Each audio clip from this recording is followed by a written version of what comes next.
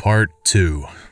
So I logged back on tonight and was blown away by the staggering amount of interest this seems to have generated. First off, I'll address a few things that you guys might have brought up. There's been an overwhelming amount of people mentioning the similarity between some of my stories and those of David Paullite's. I assure you I'm not trying to rip him off in any way. I've got nothing but respect for the guy. He's actually what inspired me to write this because I can verify a lot of the things he talks about. We do have a lot of these strange missing person cases, and most of the time they aren't solved. Either that or we find them in places they have no business being. I personally haven't been on many calls like that, but I'll share a few that I've seen and a story my friend told me that relates to this. There was a lot of feedback about the stairs, so I'll touch on that briefly here. And I'll also include a story. They come in a variety of shapes and sizes, styles, and conditions. Some are pretty dilapidated, just ruins, but others are brand new. I saw one set that looked like they came from a lighthouse. They were metal and spiral, almost old-fashioned. The stairs don't go up infinitely, or farther than I can see, but some sets are taller than others. Like I said before, just imagine the stairs in your house as if someone cut and pasted them in the middle of nowhere. I don't have any pictures, it's never really occurred to me to try again after the first time, and I don't really feel like risking my job over it. I'll try again in the future, but I can't really promise anything. A few people expressed confusion about the guy who ran into the man with no face. Just to clarify, when the climber ascended and reached the top of this peak, he saw another man in a parka and ski pants. This was the man with no face. Sorry about the confusing wording of that story, I'll try to avoid that in the future. Alright, on to the news stories. As far as missing persons go, I'd say about half the calls I get are related to that. The others are rescue calls. People who fall down cliffs and hurt themselves, get injured by fire. You wouldn't believe how often this happens. Mostly drunk kids. Get bitten or stung by animals or insects. We're a tight team and we have veterans who are excellent at finding signs of lost people. That's what makes these cases where we never find any trace of them so frustrating.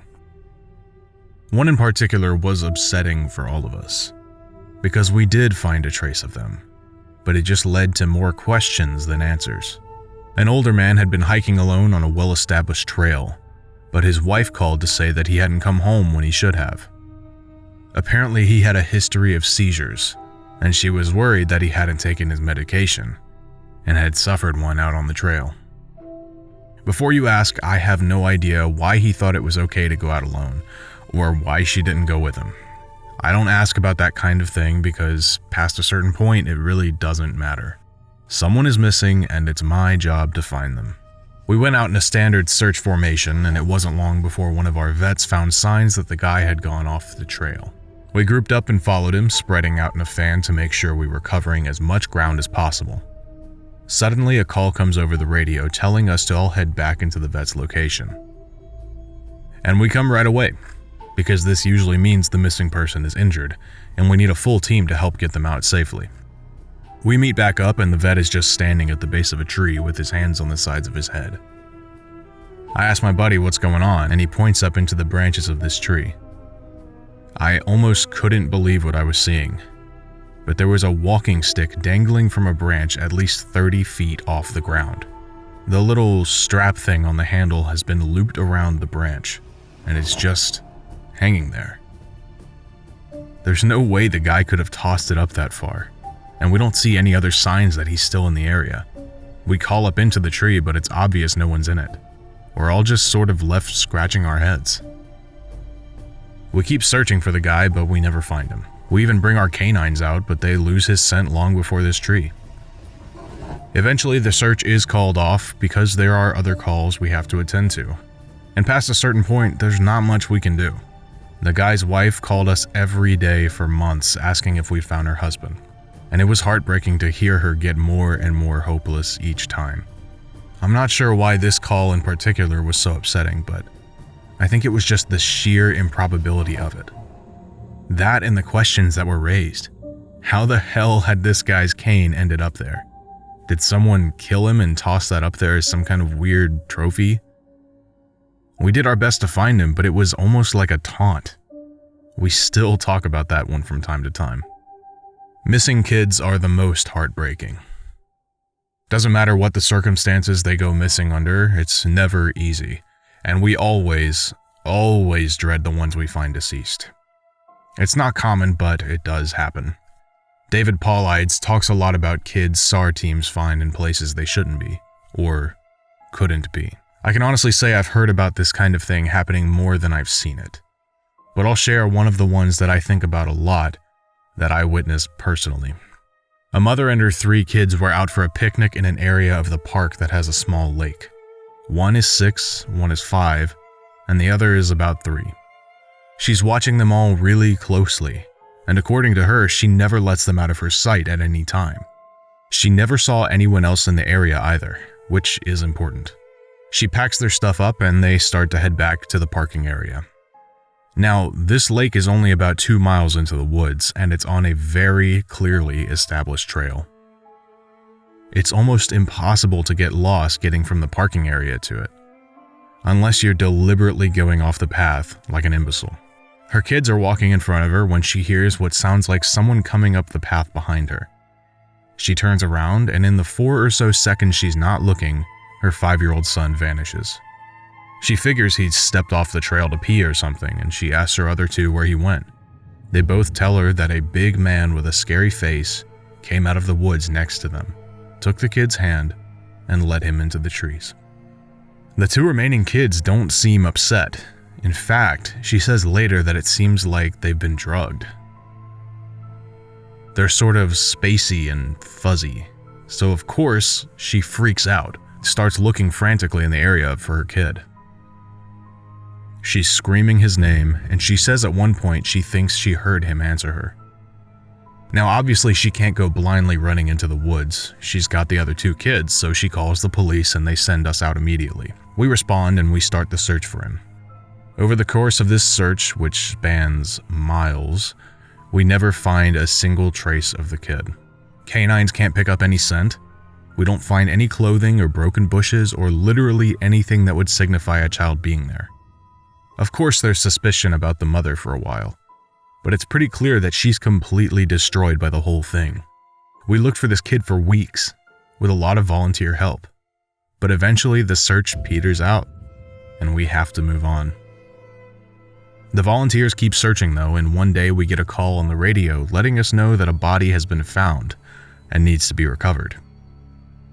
They tell us the location and none of us can believe it. We figured it has to be a different kid, but we go out there and about 15 miles from the site where he vanished, and sure enough, we find the body of the kid we've been looking for. I have been trying to figure out how this kid got where he did ever since we found him, and I've never come up with an answer. A volunteer just happened to be in the area because he figured he might as well look in places no one else would think to on the off chance that the body had been dumped. He comes to the base of a tall, rocky slope, and halfway up, he sees something. He looks through his binoculars, and sure enough, it's the body of a little boy, stuffed in a little opening in the rock. He recognizes the color of the kid's shirt, so he knows right away that it's the missing boy. That's when he calls it in, and we're dispatched. It took us almost an hour to get his body down, and none of us could believe what we were seeing. Not only was this kid 15 miles from where he'd started, there was no possible way he could have gotten up there on his own. This slope is treacherous, and it's hard for even us with our climbing gear. A 5-year-old boy had no way of getting up there. Of that, I'm certain. Not only that, but the kid doesn't have a scratch on him. His shoes are gone, but his feet aren't damaged or dirty. So it wasn't as if an animal dragged him up there. And from what we can tell, he hasn't been dead that long. He'd been out there for over a month by that point. And it looked like he'd only been dead for, at most, a day or 2. The whole thing was unbelievably strange, and was one of the most disconcerting calls I've ever been on.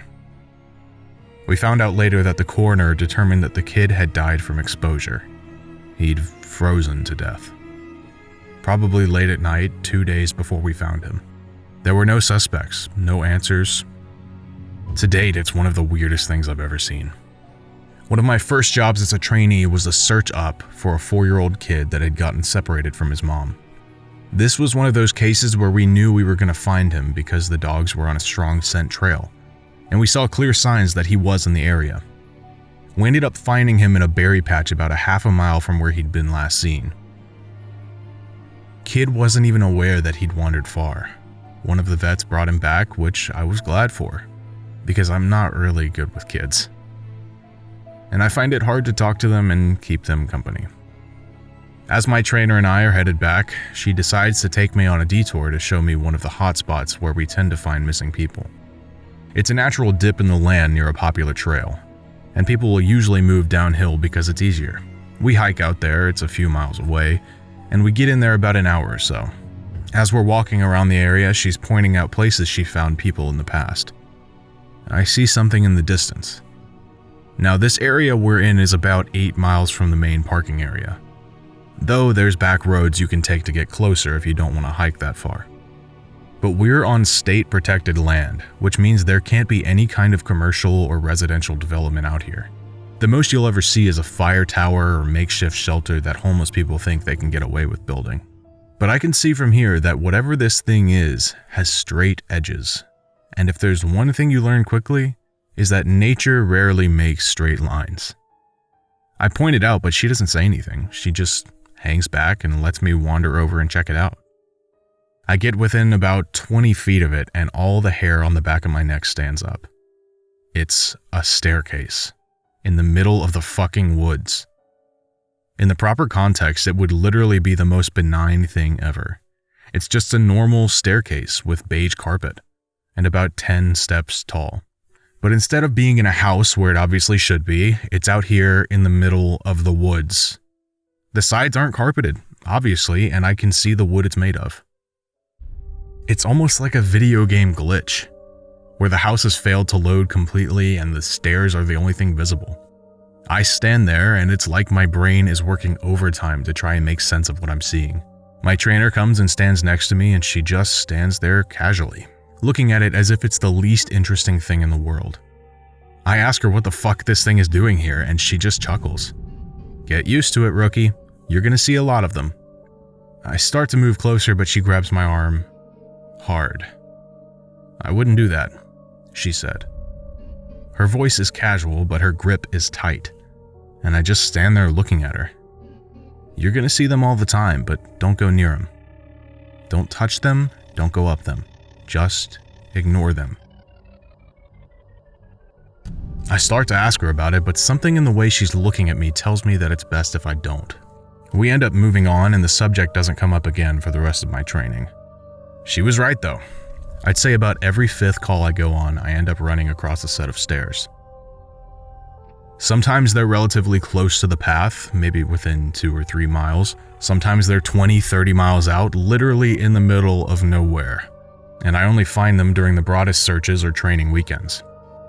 They're usually in good condition, but sometimes it looks like they've been out there for miles. All different kinds. All different sizes. The biggest I ever saw looked like they came out of a turn-of-the-century mansion and were at least 10 feet wide, with the steps leading up at least 15 or 20 feet. I've tried talking about it with people, but they just give me the same response my trainer did. It's normal. Don't worry about it. They're not a big deal. But don't go close to them or up them. When trainees ask me about it now, I give them the same response. I don't really know what else to tell them. I'm really hoping someday I get a better answer, but it hasn't happened yet. This is another one that was less spooky and more sad. A young man went missing late in winter, when realistically no one should be going that far out onto the trails. We close a lot of them, but remain open year-round, unless there's a shitload of snow. We did an op for him, but we had about 6 feet of snow on the ground. It was an unusually heavy snow year, and we knew it wasn't likely that we'd find him until spring when the thaw came. Sure enough, when the first big thaw came, a hiker reported a body a little ways off the main trail. We found him at the base of a tree in a pile of melted snow. I knew right away what had happened, and it scared the living shit out of me. Most of you who ski or snowboard or spend any amount of time on the mountain will probably have guessed too. When snow falls, it doesn't collect as thick in the areas beneath the branches. It's what happens most with fir trees, because they have a sort of closed umbrella shape. So what you end up with is a space around the base of a tree that's filled with a mixture of loose powdery snow, air, and branches.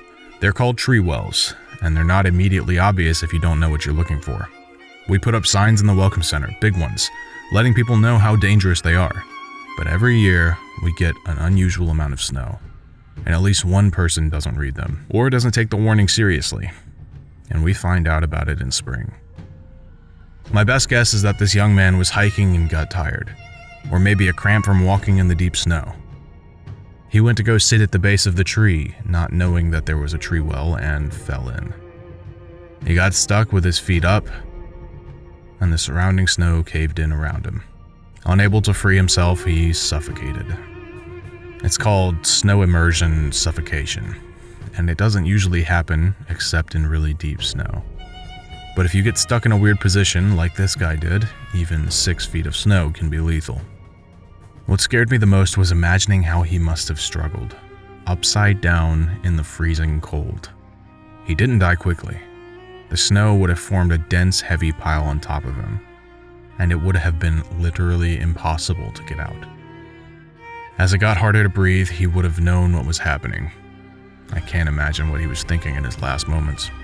A lot of my less outdoorsy friends want to know if I've ever seen the Goat Man while I've been out on my calls.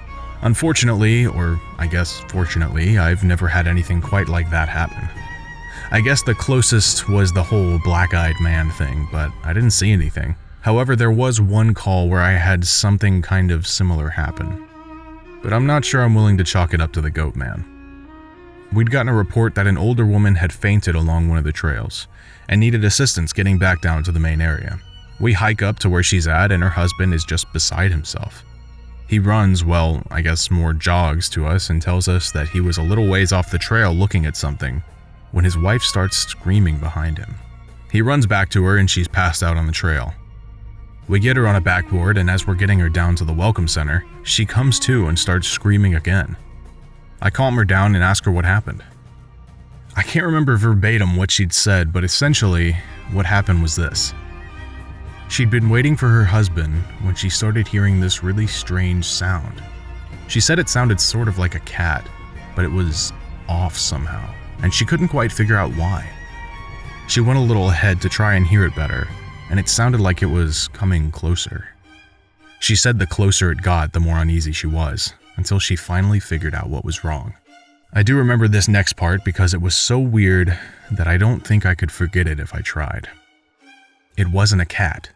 It was a man, saying the word meow over and over. Just meow, meow, meow. But it wasn't a man. It couldn't have been, because I've never heard a man make his voice buzz like that. I thought my hearing aid was going out, but it wasn't. I adjusted it and it still sounded all buzzy. It was awful. He was coming closer, but I couldn't see him, and the closer he got, the more scared I was. And the last thing I remember was a shape coming out of the trees. I guess that's when I fainted. Now, obviously, I'm a little perplexed as to why a guy would be out in the fucking woods chanting meow meow at people. So once we got down the mountain, I tell my superior that I'm gonna go search the area and see if I find anything. He gives me the go-ahead, and I grab a radio and hike back to where she fainted. I don't see anyone, so I keep going about a mile more, and when I head back to go off the trail, to see if I can figure out where she saw him coming from. It's almost sunset by this point, and I don't have any desire to be out at night alone, so I just sort of write it off and make a mental note to check it out again tomorrow. But as I'm headed back, I hear something in the distance. I stop and I call out for anyone in the immediate area to identify themselves. The sound didn't come closer or get louder, but it sounded exactly like a man saying, meow, meow, in this really odd monotone. As comical as it makes it sound, it was almost like that guy on South Park with the electro-larynx, Ned. I go off the trail in the direction I think it's coming from, but I never seem to get closer. It's almost like it's coming from all directions. Eventually, it just sort of fades out, and I end up going back to the Welcome Center. I didn't get any further reports like that, and even though I went back to that area, I never heard that exact sound again. I suppose it could have been some stupid kid out there fucking with people. But I even have to admit it was weird. So this kind of turned into a massive wall of text, and for that I apologize. I wanted to get to the stories my friend told me, and he does have some good ones, so I'll post those tomorrow evening. I also have a few more of my own I think you guys will like. I'm sorry to keep you all in suspense again, and hopefully these stories here make up for it and help you get through the next 24 hours until I can post again. Edit. Since it seems like all of you would like to hear more, tomorrow I'll write up as many stories as I can and do a massive post. I'll include my friends' stories, and I'll see if I can't get a hold of a few more people who might have some interesting things to talk about. I just wasn't sure how people felt about big, huge walls of text, but if you're all okay with it, I'll post lots of stories.